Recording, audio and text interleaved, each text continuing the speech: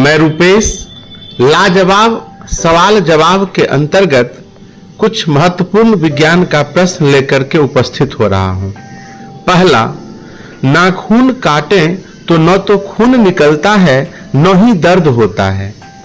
सुना है कि ये रात को ज्यादा तेजी से बढ़ते हैं, खासकर महिलाओं के। क्या ये बातें सच हैं? हमारे नाखूनों की जीवंत जड़ तो त्वचा के नीचे रहती है, जिसके कारण हमारे नाखून लगातार बढ़ते रहते हैं। अलबत्ता अलग अलग उंगलियों के नाखूनों के बढ़ने की रफ्तार भी अलग अलग होती है। जहां तक इनके खून रहित दर्द रहित होने का सवाल है, इसका कारण यह है कि त्वचा के बाहर निकले हमारे ये नाखून बाहरी त्वचा से स्रावित केराटिन नाम के एक मृत प्रोटीन से जो बने हैं। उंगलियों के नाखून अगर काटे न जाएं तो हमारे जीवन काल में ये 2 मीटर तक लंबे हो जाएं। वैज्ञानिक प्रेक्षण कहते हैं कि दाएं हाथ के नाखून पुरुषों के नाखून और रात के बजाय दिन में नाखून ज्यादा तेजी से बढ़ते हैं। पैरों की उंगलियों के नाखून अपेक्षाकृत धीरे धीरे बढ़ते हैं। प्रश्न संख्या 2, खासकर बरसातों में जब हमारे नलों में गंदला पानी आता है तो हम इसे कपड़े से छानकर फिर इसमें फिटकरी घुमाते हैं, है ना? फिटकरी क्यों, किस लिए मिलाते हैं? आंसर, पानी का गंदलापन धूल मिट्टी के सूक्ष्म कणों की मौजूदगी के कारण होता है। विद्युत आवेश वाले ये कण पानी में तैरते रहते हैं। अब फिटकिरी ऐसा रसायन, मसलन पोटास अलम जिसको कहते हैं K2Al2SO4 whole thrice into 24H2O होता है इसका सूत्र, जो कि पानी में घुलकर पोटेशियम, एल्यूमिनियम और सल्फेट आयन पैदा करता है। विद्युत से आवेशित ये आयन धूल के विपरीत आवेश वाले कणों को अपने शरीर पर खींच उन्हें निष्क्रिय बना देते हैं।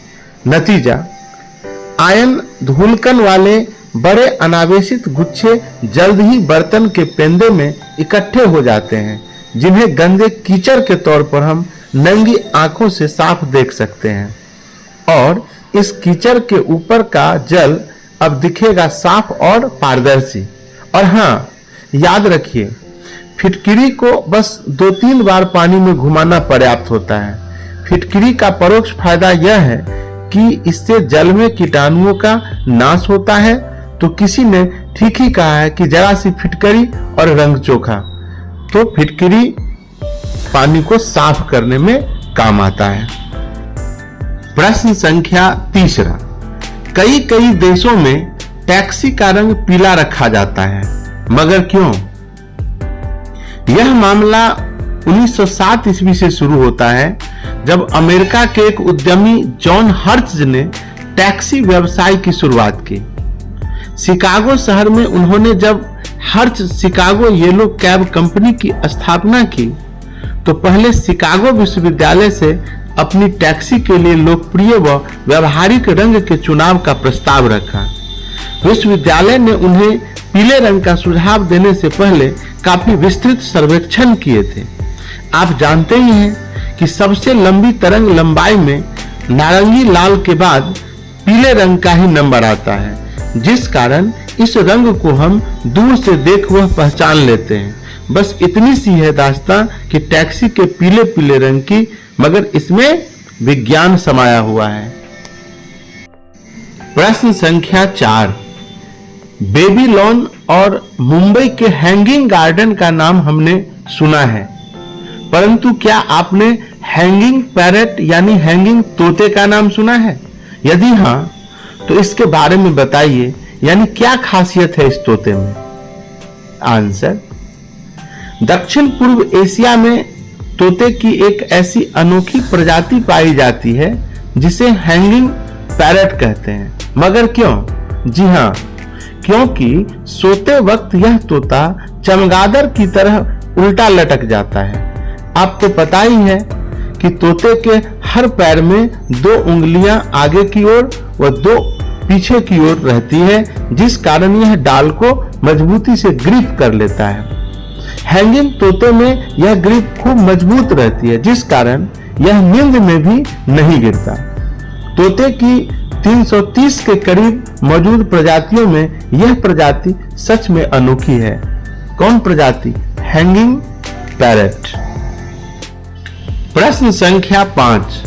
मक्का यानी कॉर्न आज पूरी दुनिया की सबसे टॉप की महत्वपूर्ण फसलों में गिना जाता है, मगर क्यों? मक्के की क्या खासियतें इसे इतना खास बना रही है? जी हाँ, मक्का आज बहुत महत्वपूर्ण बन गया है। सच तो यह है कि गेहूं के बाद दुनिया की यह दूसरी टॉप फसल है। यूएसए जैसे देश की तो यह फसल नंबर 1 है। वनस्पति विज्ञान की दृष्टि से यह एक ऐसा पौधा है जिसे घासों में शुमार किया जाता है और सदियों पहले इसे इसलिए उगाया जाता था कि यह पौधा लकड़ी की तरह जलाने के काम आता था, जबकि इसका भुट्टा खाने की एक स्वादिष्ट चीज थी।